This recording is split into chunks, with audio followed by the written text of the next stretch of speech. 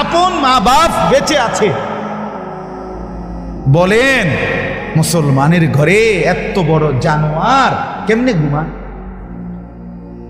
তার মা কই, তার বাবা কই? তারা কি কি কি সন্তান করছে? তাদের ভবিষ্যৎ কি?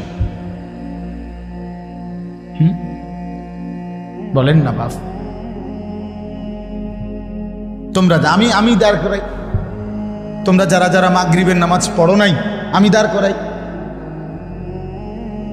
আমি 100 জন দাঁড় করাইলে ইনশাআল্লাহ 98 জনই ঠিক হবে, আশা করছি ইনশাআল্লাহ। 2 জন ভুল হবে না। বেহায়ার দেখলেই চিনা যায়।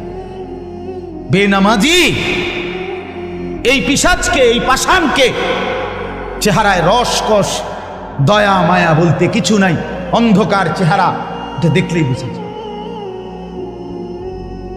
এটা বুঝা যায়। এজন্য বন্ধু আমার, অন্য কেউ না ভাবুক, তুমি তো মুসলমান। কেমনে ভুলে গেলা মায়ের পবিত্র দুধের কথা? কেমনে ভুলে গেলা ছোট্টবেলার সেই বাবার আদর সোহাগের কথা? বংশের ইজ্জত, ধর্মের সম্মান, কোরআনের ইজ্জত, রসুলুল্লাহর কথা সব ভুলে গেলা এক নারী দেখতে দেখতে, উলঙ্গ ছবি দেখতে দেখতে।